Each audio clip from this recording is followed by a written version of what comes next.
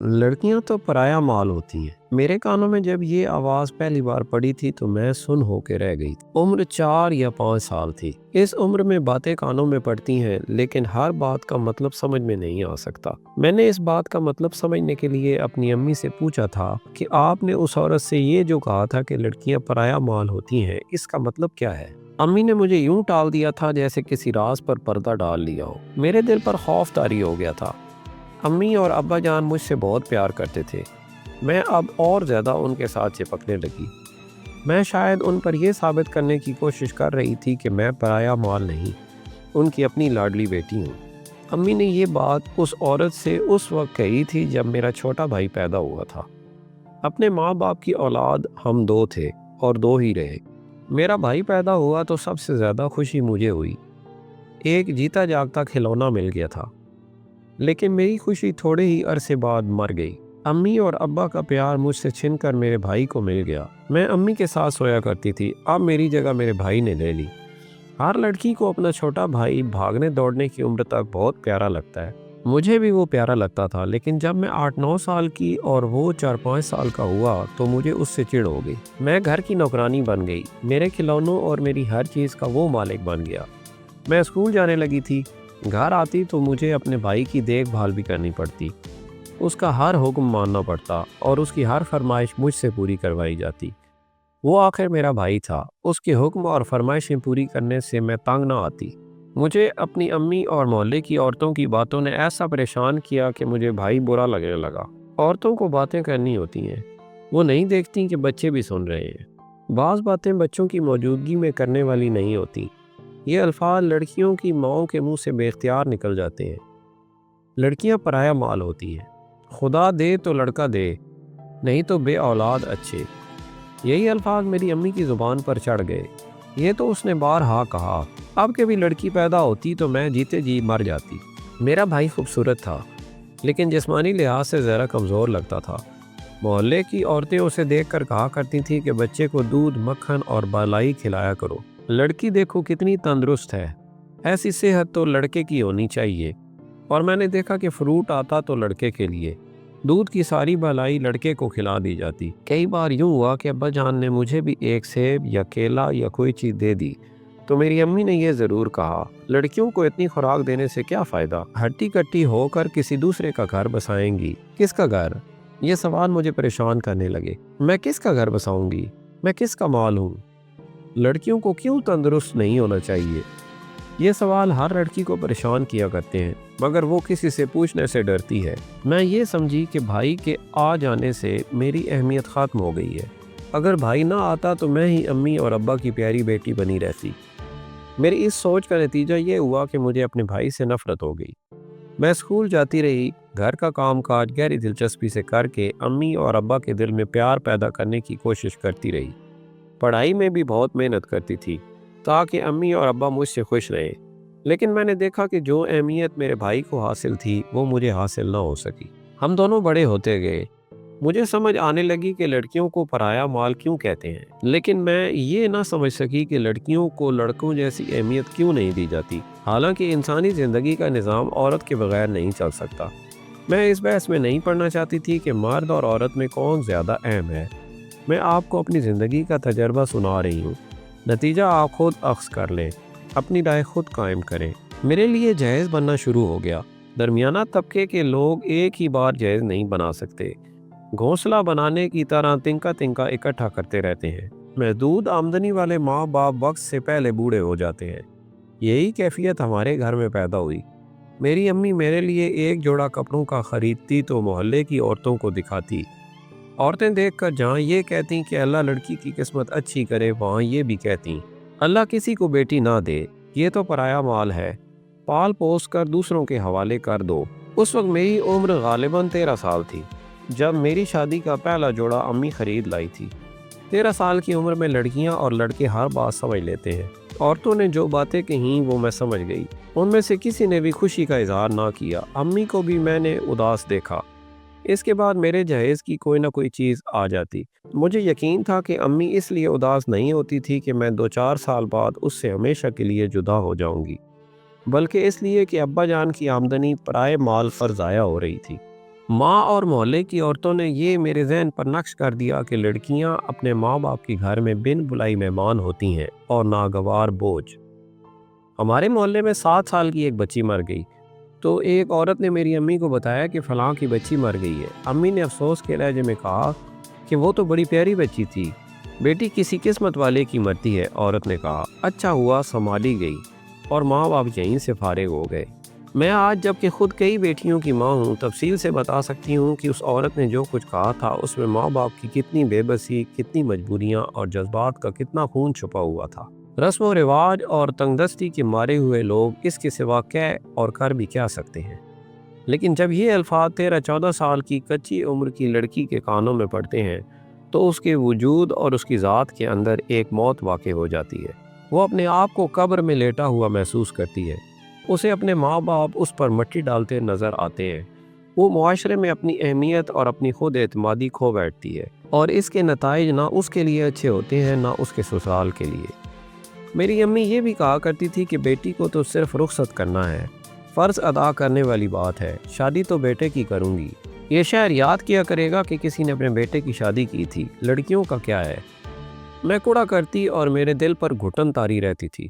اپنے بھائی کے ساتھ تو میری بول چال تقریباً بند ہو گئی تھی، ایسے لگتا تھا جیسے میری بدبختی کا مجرم یہی لڑکا ہے۔ میں نے میٹرک پاس کر لیا، آگے پڑھنے کا شوق تھا، مگر ماں باپ نے کہا لڑکیوں کو پڑھانا اچھا نہیں ہوتا۔ وہ دراصل کہنا یہ چاہتے تھے کہ لڑکیوں کو تو چولہے میں جھونک دینا چاہیے۔ پھر وہ وقت آ گیا کہ میں دلہن بنی اور بارات آ کر مجھے اپنے ساتھ لے گئی۔ ہماری اپنی برادری کا لڑکا تھا، میں اسے اچھی طرح جانتی تھی، واجبی سی شکل و صورت اور رنگ سانولا تھا۔ میری پسند کچھ اور تھی، لیکن یہاں مسئلہ میرے جذبات اور میری پسند کا نہیں تھا، کیونکہ میں ایک بوجھ تھی جسے میرے ماں باپ اتار پھینکنا چاہتے تھے۔ مجھے یہ بھی معلوم تھا کہ میری ہونے والی ساس اچھی نیت کی عورت نہیں اور سسر سیدھا سادہ سا آدمی ہے جسے میری ساس نے اپنا غلام بنا رکھا ہے۔ 2 نندیں تھی، ایک شادی شدہ اور ایک ابھی چھوٹی تھی۔ میرا خاوند شہر میں ہی ایک پرائیویٹ فرم میں ملازم تھا۔ پہلی رات دولہا میاں نے مجھے لیکچر دیا جس کا لب لباب یہ تھا کہ عورت گھر چلاتی ہے اور مرد کماتا ہے، لیکن حکم صرف خاوند کا چلنا چاہیے اور بیوی کو خاوند کے جذبات اور اس کے آرام و آسائش کا پورا خیال رکھنا چاہیے۔ مجھے جلد ہی پتہ چل گیا کہ اس گھر میں کسی خاوند کا حکم نہیں چلتا، بلکہ وہاں اس کی ماں ڈکٹیٹر ہے اور اس کا باپ اس کا غلام ہے۔ میں بھی اس کی غلام بن گئی۔ مجھے بڑی جلدی احساس دلا دیا گیا کہ میں اس گھر میں اوپر کے کام کرنے والی نوکرانی ہوں۔ مجھے ہانڈی روٹی کی اجازت نہیں تھی، میں اپنی مرضی اور آزادی سے اپنے خاوند کو ہانڈی سے سالن ڈال کر نہیں دے سکتی تھی۔ میں خود باورچی خانے کی کسی چیز کو ہاتھ نہیں لگا سکتی تھی، یہاں تک کہ میں اپنی مرضی سے اپنے خاوند کو بھی ہاتھ لگانے سے ڈرتی تھی۔ میری ساس نے ایسا رویہ اختیار کر رکھا تھا کہ دن کے وقت میرا خاوند میرے ساتھ اپنے کمرے میں نہیں بیٹھ سکتا تھا۔ خاوندوں کی مائیں وہ وقت بھول جاتی ہیں جب وہ خود دلہنیں بن کر سسرال آئی تھیں۔ بڑھاپا ان کے جذبات کو سرد کر دیتا ہے اور وہ بہوؤں کے جذبات کو بھی قتل کرنے کی کوشش کرتی ہیں، لیکن اکثر ناکام رہتی ہیں۔ دولہا اور دلہن کو جذبات سے محروم نہیں کیا جا سکتا۔ میں نے تو اپنے دل پر پتھر رکھ لیا تھا، میرا خاوند اپنے دل پر جبر نہ کر سکا۔ اکثر یوں ہوتا کہ میرا خاوند دفتر سے آتا تو مجھے اپنے کمرے میں بلاتا، میری جگہ اس کی ماں چلی جاتی اور فوراً ہی منہ بسورے ہوئے باہر آ جاتی۔ اس کے بعد میں جاتی۔ اس کا نتیجہ یہ ہوا کہ ساس مجھ سے روٹھی رہنے لگی۔ میں نے چھوٹی سی عمر میں اپنے گھر میں زیادہ سے زیادہ کام کرنے کی عادت پیدا کر لی تھی۔ اس طریقے سے میں اپنے ماں باپ کے دل میں پیار پیدا کرنے کی کوشش کرتی تھی۔ سسرال میں بھی میں نے یہی طریقہ اختیار کیا۔ مجھے امید تھی کہ ساس کے دل میں پیار پیدا کر سکوں گی، مگر اس کے دل میں یہ شکایت پیدا ہو گئی کہ میں اسے گھر کے انتظام سے بے دخل کر رہی ہوں۔ اسے بیچارے کا تو یہ حال تھا کہ گھر میں ہوتے ہوئے بھی جیسے غیر حاضر رہتا تھا۔ اس کے لیے شاید یہ حکم تھا کہ اپنی بیوی کی ہاں میں ہاں ملاتا رہے۔ نندیں بھی اپنی ماں کے زیر اثر تھیں۔ ان سب کی نظروں میں میری حیثیت ایسی تھی جیسے میں ان کے گھر میں زبردستی گھس آئی ہوں اور ان کے بیٹے کو یہاں سے بھگا لے جانے کے لیے ورغلا رہی ہوں۔ کبھی تو میرا دل اچاٹ ہو جاتا۔ ماں باپ نے پرایا مال سمجھ کر پرائے لوگوں کے حوالے کر دیا اور ان لوگوں نے بھی مجھے پرائی ہی سمجھا۔ اس اندھیرے میں میرے لیے میرا خاوند روشنی کا مینار تھا۔ اپنی ماں کی ذہنیت اور میرے جذبات صرف وہی سمجھتا تھا۔ اس نے مجھ سے 2-4 مرتبہ کہا تم اتنی خوبصورت ہو، میں تمہارے قابل نہیں ہوں۔ اس سے مجھے روحانی مسرت ہوتی تھی، لیکن مجھ میں اتنی عقل تھی کہ میں نے یہ خواہش کبھی بھی نہ کی کہ وہ میری خوبصورتی کی تعریف کرتا رہا کرے۔ اس کے بجائے میں نے اسے یہ کہا کہ مرد عورت کی غلامی کرتے اچھے نہیں لگتے۔ بہرحال وہ میرا پوری طرح خیال رکھتا تھا، مگر اس کی ماں کی سلطنت میں یہ جرم تھا۔ اس جرم کی سزا مجھے ملتی۔ میری نندیں بھی مجھ سے کھچی کھچی رہنے لگیں۔ میں جب اپنے گھر جاتی تھی تو ساس مجھے بڑے غور سے دیکھا کرتی تھی کہ میں کچھ اٹھا کے تو نہیں لے جا رہی۔ ایک روز گئی تو ماں نے بتایا کہ میری ساس محلے کی عورتوں کے ساتھ میرے خلاف باتیں کرتی رہتی ہے۔ ہمارے ہاں یہی رواج ہے کہ جس کے خلاف شکایت ہو اس کے ساتھ بات نہیں کی جاتی۔ شکایت محلے کی عورتوں کے ذریعے اس تک پہنچائی جاتی ہے۔ میری ساس نے میری شکایتیں عورتوں کے کانوں میں ڈالیں اور یہ بھی کہا کہ کسی سے ذکر نہ کرنا۔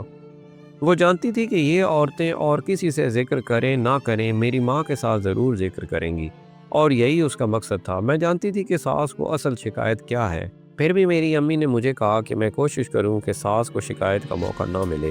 کوشش تو میری یہی ہوتی تھی، لیکن اس کی گارنٹی کوئی بھی نہیں دے سکتا تھا کہ ساس کو شکایت نہ ہو۔ اس کا بیٹا اس کی یہ خواہش پوری نہیں کر سکتا تھا کہ وہ میرے ساتھ محبت نہ کرے اور میرے ساتھ وہ تعلق بچے پیدا کرنے کی حد تک رکھے۔ میری اور خاوند کی محبت روحوں تک پہنچ گئی تھی۔ ساس کے دل میں میری دشمنی گہری ہوتی چلی گئی۔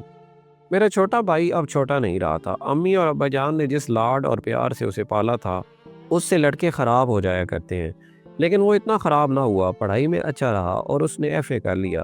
میرے دل میں اس کے خلاف جو نفرت بچپن میں بیٹھ گئی تھی وہ جوانی میں آ کر بھی نہ نکل سکی۔ میں نے اپنے آپ کو کئی بار سمجھایا کہ وہ میرا بھائی ہے، لیکن میرے دل میں وہ محبت پیدا نہ ہو سکی جو بہنوں کو بھائیوں سے ہوا کرتی ہے۔ وہ کبھی کبھار میرے پاس آیا کرتا تھا۔ میرا خاوند اسے بہت پسند کرتا تھا، لیکن میرا رویہ رسمی سا ہوا کرتا تھا۔ ایک سہیلی نے مجھے بتایا کہ میرا بھائی اپنی عمر کی ایک خوبصورت لڑکی کے ساتھ دیکھا گیا ہے اور وہ اس لڑکی کے گھر بھی جاتا ہے۔ یہ بڑی خوبصورت لڑکی تھی، کالج میں پڑھتی تھی، ہمارے محلے کے ساتھ ہی ان کا گھر تھا۔ وہ 2 بہنیں تھیں، ان کے 2 بھائی بھی تھے، باپ بھی تھا۔ ان لڑکیوں کی ماں بدنام عورت تھی۔ اس کے متعلق مشہور تھا کہ لڑکیوں کے رشتوں کے امیدواروں سے خوب کھاتی ہے۔ لڑکیوں کا باپ اللہ کی گائے تھا، اسے جیسے نظر ہی نہیں آتا تھا کہ گھر میں کیا ہو رہا ہے۔ بعض لوگوں سے بہت شریف کہتے اور بعض کہتے تھے کہ شریف بنا ہوا ہے، اور اپنی بیوی کو اس نے کھلی چھٹی دے رکھی ہے کہ اپنی بیٹیوں کی خوبصورتی سے لوگوں کی کھال اتارتی رہے۔ یہ عورت جوان لڑکیوں اور ان سے 2 چھوٹے بیٹوں کی ماں ہو کر بھی جوان لگتی تھی۔ بے حس اور بے وقار لوگوں کی صحت عموماً اچھی ہوتی ہے۔ ایسی عورتیں آپ نے دیکھی ہوں گی جو عمر سے بہت کم لگتی ہیں۔ دونوں لڑکیوں کے رشتے مانگنے والے آتے ہی رہتے تھے۔ اس گھرانے کو جاننے والے تو اس کی دہلیز پر بھی قدم نہیں رکھتے تھے، لیکن لڑکیوں کے حسن اور ان کی چالاکی اور چرب زبانی سے متاثر ہو کر امیدوار آ جاتے تھے۔ ہر امیدوار کو ہاں کا جھانسا دے کر لڑکیوں کی ماں اس سے اپنی فرمائش پوری کراتی رہتی تھی۔ وہ خود بھی حسین اور استاد تھی، ضرورت کے مطابق رونا اور مسکرانا جانتی تھی۔ میں اس پر ایسا الزام عائد نہیں کروں گی کہ وہ بدکار تھی اور اس نے اپنے خاوند کی موجودگی میں دوسروں سے اشنائی پیدا کر رکھی تھی۔ باتیں بنانے والے بتنگڑ بھی بنا لیا کرتے ہیں، لیکن عینی شہادت کوئی نہیں دے سکتا۔ میں اتنا ہی یقین کے ساتھ کہہ سکتی ہوں کہ اسے کھانے پینے کے لیے مردوں پر اپنا جادو چلانا آتا تھا۔ 2 خوبصورت لڑکیوں کا جادو بڑا سخت تھا۔ وہ ایک آدمی سے کھا پی کر کسی دوسرے امیدوار کی طرف متوجہ ہو جاتی تھی۔ ظاہر ہے کہ ماں کا اثر لڑکیوں پر بھی تھا۔ ان میں سے بڑی لڑکی نے میرے بھائی کے ساتھ عشق و محبت کا ڈرامہ شروع کر دیا۔ مجھے معلوم تھا کہ یہ خاندان لڑکے کو کھا جائے گا۔ میں نے اپنی امی سے ذکر کیا تو پتہ چلا کہ اسے معلوم ہے، لیکن وہ اس لیے لڑکے کو نہیں روکتی کہ ایک ہی بیٹا ہے۔ اگر اس نے کہا کہ وہ یہیں شادی کرنا چاہتا ہے تو یہیں کرا دی جائے گی۔ مجھے غصہ آ گیا۔ وہ لڑکا تھا، اس لیے اسے مشکوک چال چلن کی لڑکی کے ساتھ ملنے ملانے اور اس کے ساتھ شادی کرنے کی بھی اجازت تھی۔ میں نے امی سے کچھ بھی نہ کہا۔ ایک روز میرے خاوند نے مجھے کہا کہ میرا بھائی ان لڑکیوں کے گھر میں گھسا رہتا ہے۔ میں نے اسے کہا کہ وہ آپ کو اچھا لگتا ہے، آپ ہی اسے روکیں۔ کچھ ہی دنوں بعد خاوند نے مجھے بتایا کہ اس نے میرے بھائی کو اس لڑکی کے ساتھ تعلق توڑنے کو کہا، تو بھائی نے جواب دیا کہ یہ وہ محبت نہیں جو کسی کے کہنے پر ٹوٹ جائے۔ اس کے بعد مجھے امی اور ابا سے پتہ چلتا رہا کہ میرے بھائی کی محبت کیسے کیسے مرحلے طے کر چکی ہے۔ وہ گھر سے پیسے لے جاتا اور اس لڑکی کو تحفے دیا کرتا تھا۔ یہ اطلاعیں بھی ملیں کہ وہ کالج جانے کے بجائے لڑکی کے کالج چلا جاتا ہے اور اسے ساتھ لے کر کہیں سیر سپاٹے کو نکل جاتا ہے۔ اس صورتحال میں آ کر میرے ماں اور باپ کو احساس ہوا کہ ان کے بے جا لاڈ پیار نے لڑکے کو تباہ کر دیا ہے۔ وہ بچپن سے اپنی ہر فرمائش منوانے کا عادی تھا۔ مجھے اس کی نوکرانی بنا دیا گیا تھا۔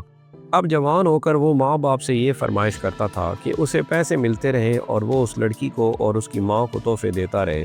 میں اپنے ماں باپ کو شرمسار نہیں کرنا چاہتی تھی۔ مجھ سے وہ توقع رکھتے تھے کہ ان کے ساتھ ہمدردی سے پیش آؤں۔ اور اپنے بھائی کو راہ راست پر لاؤں۔ انہیں اب کچھ کہنا بیکار تھا، وہ ایک غلطی کر چکے تھے اور اس کی سزا بھگت رہے تھے۔ میں ان والدین سے کچھ کہنا چاہتی ہوں جو بیٹیوں کو بن بلائی مہمان اور ناگوار بوجھ اور بیٹوں کو آسمان سے اتری ہوئی مقدس مخلوق سمجھتے ہیں۔ میں انہیں کوئی واعظ نہیں سنانا چاہتی، اپنا تجربہ اور آپ بیتی سنا رہی ہوں، اس سے سبق حاصل کریں۔ ادھر میرا بھائی اس لڑکی کے قبضے میں آ گیا، ادھر میری ساس پر جیسے جن بھوت کا قبضہ ہو گیا۔ اس نے مجھے محلے میں بدنام کر دیا۔ عورتوں نے مجھے بتایا میری ساس نے عورتوں میں اس لیے میرے خلاف بہتان باندھے تھے کہ وہ ساری باتیں مجھ تک پہنچا دیں گی اور میں اس سے ڈر کر دبک جاؤں گی۔ لیکن مجھے اپنی ازدواجی زندگی عزیز تھی، میں نے ساس پر عورتوں کے ذریعے جوابی حملہ نہ کیا۔ اپنے خاوند سے کہا کہ اس کی ماں نے مجھ پر کیسے کیسے ذلیل الزام عائد کیے ہیں۔ خاوند نے اپنی ماں سے بات کی، اس کا نتیجہ یہ ہوا کہ ساس بھڑکی بپھری ہوئی میرے کمرے کے دروازے پر آن کھڑی ہوئی۔ اری بد چلن، میری ساس نے چلا کر کہا۔ اس کے ہاتھ میں لاٹھی دے دیتی، جوتا دے دیتی، اپنی ماں کے سفید سر پر مارتا، تب تجھے چین آتا۔ میری نند بھی میرے خلاف واہی تباہی بکنے لگی۔ مجھ سے جو جواب بن پڑے میں نے دیے، لیکن میں نے گالی گلوچ نہ کی۔ میرا خاوند ماں کے آگے ہاتھ جوڑ جوڑ کر کہتا تھا کہ امی آرام سے بات سنو، اس کی بھی سنو، مگر امی تو پاگل ہوئی جا رہی تھی۔ صحن میں کھڑی ہو کے اتنی زور زور سے جو منہ میں آیا بکنے لگی کہ ساتھ کے مکانوں پر عورتیں چڑھ آئیں اور تماشا دیکھنے لگیں۔ اس کے بعد گھر میں میرے لیے لان تان رہ گئی۔ میری کوشش یہ ہوتی تھی کہ اپنے خاوند کو اس بک بک سے بچائے رکھوں، لیکن اس کی اپنی ماں اور غیر شادی شدہ بہن میرے خلاف اس کا دماغ چاٹتی رہتی تھی۔ اس کی شادی شدہ بہن کبھی آتی تو اس کا رویہ بھی یہی ہوتا تھا۔ میں اس وقت تک ایک بچے کی ماں بن چکی تھی اور دوسرے بچے کی بننے والی تھی۔ میرے خاوند نے ایک روز گھر کی یہ حالت دیکھ کر مجھے کہا کہ اس کا سکون ختم ہو گیا ہے۔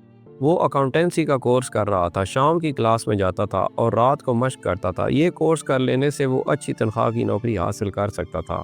ایک تو میں کام نہیں کر سکتا، اس نے کہا، دوسرے یہ کہ اس ماحول میں بچے خراب ہو جائیں گے، ان پر آئے دن کے لڑائی جھگڑے اور گھریلو فضا کے کھچاؤ کا بہت برا اثر پڑے گا۔ اس کا ایک ہی علاج ہے کہ ہم کرائے کا مکان لے لیں اور الگ جا کر اطمینان سے رہیں۔ میں نے اسے روکا اور کہا کہ ماں باپ کب تک زندہ رہیں گے، ان کی خدمت کرنے کا وقت آ گیا ہے۔ خاوند نے کہا کہ اس نے مکان لے بھی لیا ہے اور 1 ماہ کا کرایہ پیشگی دے آیا ہے۔ ہم جب اس مکان سے سامان لے کر نکلے تو ساس نے یوں بین کیے جیسے اس کے بیٹے اور بہو کا جنازہ جا رہا ہو۔ اس نے واہی تباہی بکی اور ہم محلے کی عورتوں کے تماشائی ہجوم میں سے خاموشی سے گزرتے چلے گئے۔ میرے خاوند نے ٹھیک کہا تھا کہ الگ جا کر سکون سے رہیں گے۔ میں نے ازدواجی زندگی میں پہلی بار سکون پایا۔ میرا دوسرا بچہ پیدا ہوا، پہلا لڑکا تھا، اب لڑکی ہوئی، وقت گزرتا چلا جا رہا تھا۔ میرا خاوند سکون اور توجہ سے اپنا کورس کرنے لگا، اس کی تنخواہ ویسے ہی بہتر ہو گئی تھی۔ اس وقت مہنگائی کا یہ حال نہیں تھا، کچھ بچت بھی ہو جاتی تھی۔ میں نے بچی کے پیدا ہوتے ہی اس کے لیے ہر ماہ چند روپے الگ کرنے شروع کر دیے تاکہ اس کے جوان ہونے پر یکلخت بوجھ نہ پڑے اور مجھے یہ کہنے کا موقع نہ ملے کہ لڑکیاں قسمت والوں کی مرا کرتی ہیں۔ میرے اپنے ماں باپ بیٹے کے غم سے نڈھال ہوئے جا رہے تھے۔ انہوں نے یہ دیکھ کر کہ لڑکا ادھر سے ہٹتا نہیں، اس کے ماں باپ سے لڑکی کا رشتہ مانگا۔ لڑکی کی ماں نے عادت اور ذہنیت کے مطابق ہاں بھی نہ کی اور نہ بھی نہ کی۔ میری امی اس کے پاس جاتی رہی۔ اس نے ایک روز میری ماں سے کہا کہ اسے تو دونوں لڑکیوں کے لیے کاروں اور کوٹھیوں والوں کے پیغام آ رہے ہیں اور وہ لڑکیوں کے نام کوٹھیاں بھی لکھنے کو تیار ہیں۔ میری ماں بہت پریشان ہوئی۔ اس نے میرے بھائی سے کہا کہ وہ خود لڑکی کا رشتہ لینے کی کوشش کرے۔ لڑکی کی ماں اسے وعدے اور جھانسے دیتی رہی۔ ایک روز لڑکی کی ماں میری امی کے پاس آئی اور اس نے یہ حیران کن بات کی کہ وہ اپنی بیٹی کا رشتہ دینے آئی ہے اور شادی جلد ہی ہو جانی چاہیے۔ میری امی بہت حیران ہوئی۔ آخر پتہ چلا کہ لڑکی اور میرے بھائی کی محبت نے رنگ دکھایا ہے۔ لڑکی کی ماں کو پتہ چل گیا ہے کہ لڑکی کے پیٹ میں میرے بھائی کا بچہ پرورش پانے لگا ہے۔ لڑکی کی ماں کے ہوش ٹھکانے آ گئے۔ رسوائی کے خوف سے اس نے یہی مناسب سمجھا کہ لڑکی کی شادی اسی لڑکے کے ساتھ کر دی جائے۔ وہ اب کسی کار اور کوٹھی والے کے قابل نہیں رہی تھی۔ میرے بھائی کی شادی اس لڑکی کے ساتھ ہو گئی۔ مجھے ذرا سی بھی خوشی نہ ہوئی۔ ایک ناپاک لڑکی میری بھابھی بن گئی تھی۔ چند دنوں بعد ہی امی میرے ہاں آئی۔ بات کرنے سے پہلے ہی وہ رو پڑی۔ کہنے لگی کہ لڑکی گھر کا کوئی کام نہیں کرتی، سورج سر پر آ جاتا ہے تو بستر سے نکلتی ہے۔ میری امی اسے اس کے کمرے میں ناشتہ دیتی ہے۔ میرے بھائی نے امی کو حکم دے رکھا ہے کہ اس کی بیوی کی خدمت اس کی مرضی کے مطابق کی جائے۔ امی نے بتایا کہ وہ کام کاج کیا کرے گی، وہ تو حکم چلاتی ہے۔ جہیز میں اسے ڈریسنگ ٹیبل ملا ہے، وہ 2-2 گھنٹے اس کے سامنے بیٹھی بناؤ سنگار کرتی رہتی ہے۔ میرا بھائی جب گھر آتا ہے تو اسے ساتھ لے کر نکل جاتی ہے۔ بعض راتیں وہ آدھی رات کو واپس آتے ہیں۔ میرے بھائی کو اس کے سسر نے کہیں نوکری دلا دی تھی۔ وہ بیوی کو میرے گھر بھی لایا تھا۔ میں نے خود دیکھا تھا کہ لڑکی میں شرم و حجاب تھا ہی نہیں، نمود و نمائش پسند کرتی تھی۔ میرا خیال تھا کہ امی بھی آخر ساس ہے، شاید بہو میں کیڑے نکال رہی ہے۔ میں 2-3 بار اپنے گھر گئی تو میں نے دیکھا کہ لڑکی اس سے زیادہ بدتمیز اور بے حیا ہے جتنی امی نے بتائی تھی۔ ابا جان بھی پریشان تھے، صرف میرا بھائی تھا جو خوش و خرم تھا۔ میں نے اسے کچھ بھی نہ کہا، اسے دیکھ کر مجھے غصہ آ جاتا تھا۔ اس کے ساتھ میں صرف رسمی باتیں کرتی تھی۔ پھر مجھے پتہ چلا کہ میرا بھائی اپنی بیوی کے ساتھ 3-3 4-4 دن سسرال میں ہی رہتا ہے، گھر آتا ہی نہیں، حالانکہ لڑکی کا گھر ساتھ والے محلے میں تھا۔ ابھی ان کا بچہ پیدا نہیں ہوا تھا۔ ایک روز مجھے خبر ملی کہ میرے خاوند کی طرح میرے بھائی نے بھی الگ مکان لے لیا ہے اور میاں بیوی وہاں چلے گئے ہیں۔ پھر ابا جان نے ایک روز میرے ہاں آ کر مجھے بتایا کہ بیٹا جائیداد کا حصہ مانگ رہا ہے۔ جائیداد میں ایک یہ حویلی تھی جس میں ہم رہتے تھے، اور اس سے چھوٹا ایک مکان اور تھا جو کرائے پر دے رکھا تھا۔ ابا جان نے مجھے بتایا کہ وہ چھوٹا مکان مجھے دیں گے اور حویلی میرے بھائی کو، لیکن وہ اس لیے مکان ہمارے نام نہیں کر رہے تھے کہ میرا بھائی حویلی اپنی بیوی کے نام کر دے گا۔ میرے بھائی کے گھر لڑکا پیدا ہوا، امی گئی، میں بھی گئی۔ لڑکی اپنی میکے میں تھی، یوں معلوم ہوتا تھا جیسے میرا بھائی انہی کا بیٹا ہو اور ہم محلے کے غیر لوگ ہوں۔ میں اور امی دور پار کے رشتہ داروں کی طرح بچے کو 10-10 روپے دے کر آ گئیں۔ امی کا رو رو کر برا حال ہو رہا تھا، میری تسلیاں بیکار تھیں۔ چند دنوں بعد میرا سسر پریشانی کی حالت میں آیا، کہنے لگا کہ میری ساس کو ٹائیفائیڈ ہو گیا ہے۔ میری چھوٹی نند کی بھی شادی ہو گئی تھی۔ دونوں نندوں میں سے ایک کو اپنی ماں کے پاس آ جانا چاہیے تھا، لیکن دونوں کے سسرال نے انہیں ایک دن سے زیادہ رہنے کی اجازت نہ دی۔ یہ میری ساس کے لیے بڑی سخت سزا تھی۔ دوسروں کی بیٹی کو اپنی لونڈی بنانے والی کی اپنی بیٹیاں اپنی ساسوں کی قیدی بن گئی تھیں۔ میں نے اپنے خاوند کا بھی انتظار نہ کیا، بچوں کو ساتھ کیا، گھر کو تالا لگا کر پڑوسن سے کہا کہ خاوند آئے تو اسے کہنا کہ میں ادھر چلی گئی ہوں، اور میں سسر کے ساتھ چلی گئی۔ ساس کی حالت بہت بری تھی، درجہ حرارت اتنا بڑھ گیا تھا کہ وہ ہیزیانی باتیں کر رہی تھی۔ ایک ڈاکٹر کو بلایا، رات کو ساس کی طبیعت ذرا بحال ہوئی۔ 15-16 دنوں بعد اس کا بخار اترا، لیکن اسے لاش بنا گیا۔ میں نے اس کی جو خدمت کی اسے آپ تصور میں نہیں لا سکتے۔ میں نے دن رات ایک کیا۔ میرے خاوند نے اسے خوب دودھ اور فروٹ وغیرہ دیا۔ میری نندوں کے سسرال میری ساس کی ہی ذہنیت کے تھے، انہوں نے انہیں ادھر آنے ہی نہ دیا۔ اس کا نتیجہ یہ ہوا کہ میری ساس کے بل سیدھے ہو گئے۔ ایک روز اس نے بے اختیار ہو کر کہا، میری سگی بیٹی تو تم ہو، اور اس کے آنسو بہنے لگے۔ میں نے اسے سگی بیٹی بن کر دکھایا۔ ایک روز اس نے التجا کے لہجے میں کہا، تم میرے پاس کیوں نہیں آ جاتی؟ میں نے اسی روز خاوند سے کہا کہ وہ کرائے کا مکان فوراً چھوڑ دے۔ اس نے اگلے ہی روز مکان چھوڑ دیا اور سامان لے آیا۔ ساس کی تو جیسے فطرت ہی بدل گئی تھی، قدرت کی سزا کام کر گئی۔ ساس نے گھر میرے حوالے کر دیا، لیکن میں نے ساس کو پوری اہمیت دیے رکھی اور وہ مطمئن رہی۔ میرے بھائی کا بچہ 6-7 ماہ کا تھا۔ ایک روز میری امی میرے ہاں آئی اور ایک ایسی بات بتائی کہ میں کانپ اٹھی۔ ہوا یوں کہ میری امی اپنے بیٹے کے گھر گئی، یہ اس کے دفتر کا وقت تھا، دروازہ اندر سے بند تھا۔ امی نے 2-3 بار دستک دی تو میرے بھائی کی بیوی نے دروازہ کھولا۔ میری امی کو دیکھ کر وہ منہ سے کچھ نہ بولی، لیکن اس کا چہرہ بتاتا تھا کہ سخت غصے میں ہے۔ میری امی دھیت بن کر اندر چلی گئی۔ وہ کمرے میں بیٹھی تو اسے صحن میں کسی کے قدموں کی آہٹ سنائی دی۔ امی نے کھڑکی میں سے دیکھا، ایک جوان سال آدمی دوسرے کمرے میں سے نکل کر بہت تیز تیز باہر جا رہا تھا۔ امی نے بہو سے پوچھا، یہ کون ہے؟ بہو نے کہا کہ ان کا رشتہ دار ہے۔ امی سمجھ گئی کہ یہ سلسلہ کیا ہے۔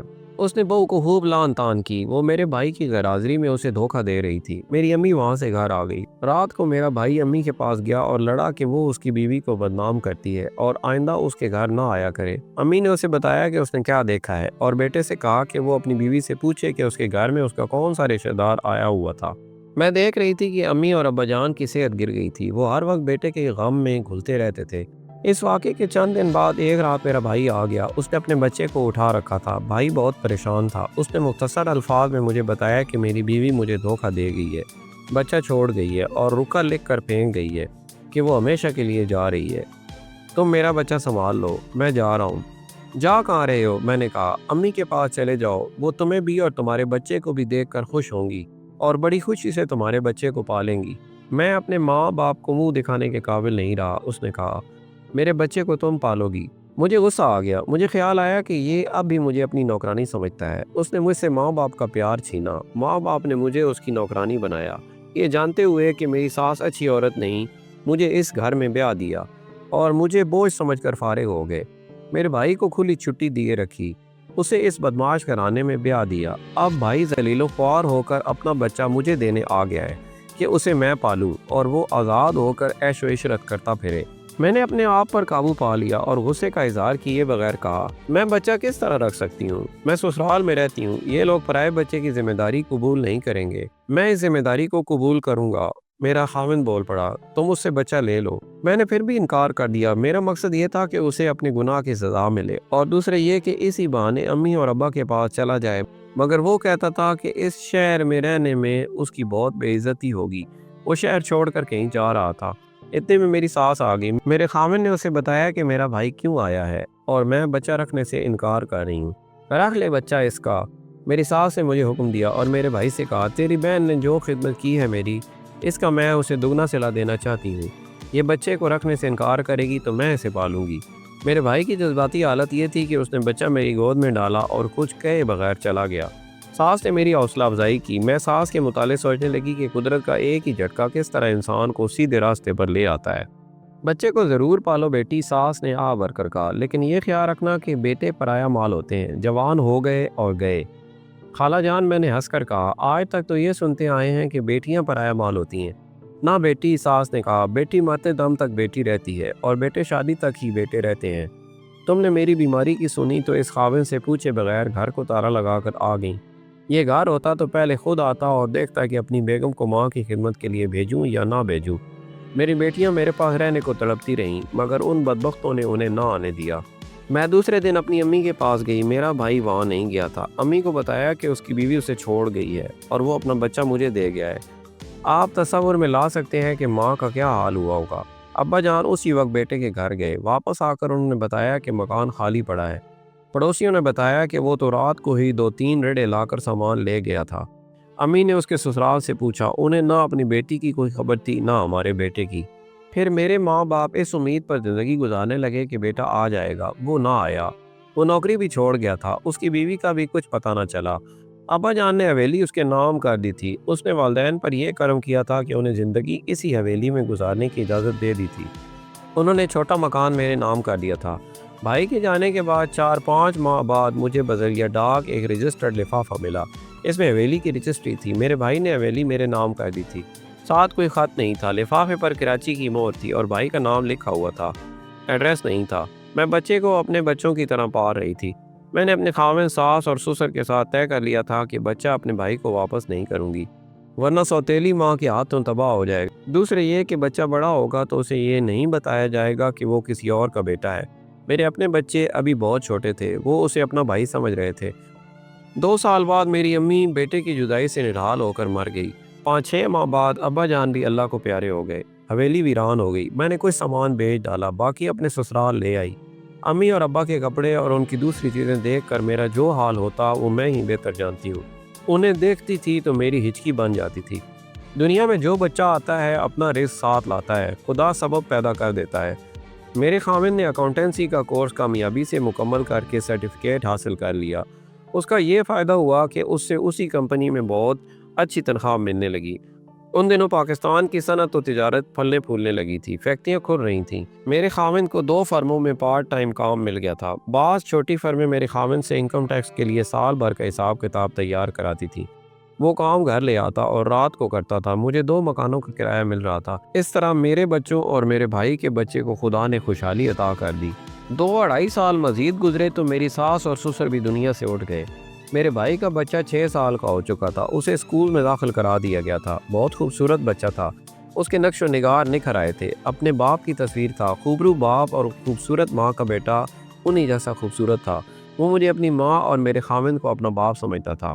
اس کے باپ کا کوئی سراغ نہ ملا، اس کا خط بھی نہ آیا، اس کی ماں کا بھی کچھ پتہ نہ چلا۔ لوگوں نے طرح طرح کی قیاس آرائیاں کیں۔ یہ بھی مشہور ہوا کہ وہ کراچی کے ایک بڑے ہوٹل میں ناشتے دیکھی گئی ہے۔ ایک خبر یہ ملی کہ اس نے تیسرا خاوند کر لیا ہے اور راولپنڈی میں ہے۔ یہ افواہ بھی پھیلی کہ میرے بھائی نے اسے ڈھونڈ نکالا تھا اور اسے قتل کر دیا تھا اور میرا بھائی پاکستان کی کسی جیل میں عمر قید بھگت رہا ہے۔ جہاں تک میرا تعلق تھا میں نے بھائی کو دل سے اتار دیا تھا۔ وقت گزرتا گیا، برسوں گزر گئے۔ بھائی کا بیٹا تعلیم میں اچھا تھا، اس نے میٹرک بڑے اچھے نمبروں میں پاس کی تھی، اس کی عمر 16 سال ہو چکی تھی۔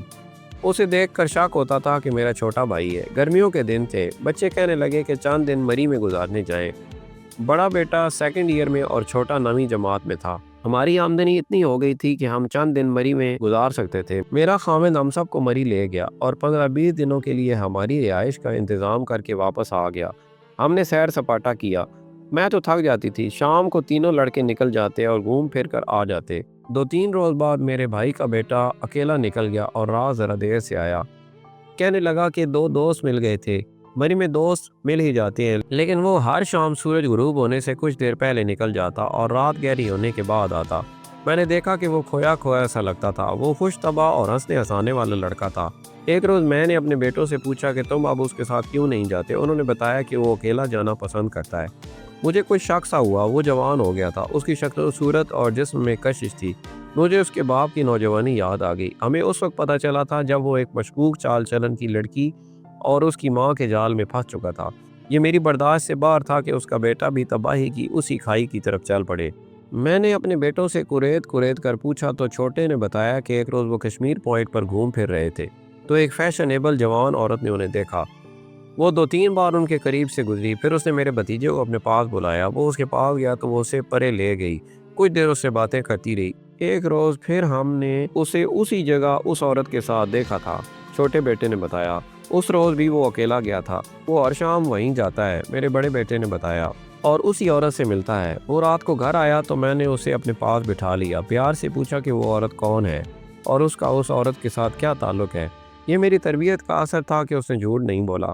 میں نے اس سے بہت پوچھا کہ وہ کون ہے، اس نے نہیں بتایا۔ اس نے مجھے بتایا، آپ میرے اخلاق پر شک نہ کریں، وہ مجھے پاس بٹھا لیتی ہے، مجھ سے پیار کرتی ہے۔ پہلے روز اس نے مجھ سے پوچھا تھا کہ کہاں کے رہنے والے ہو؟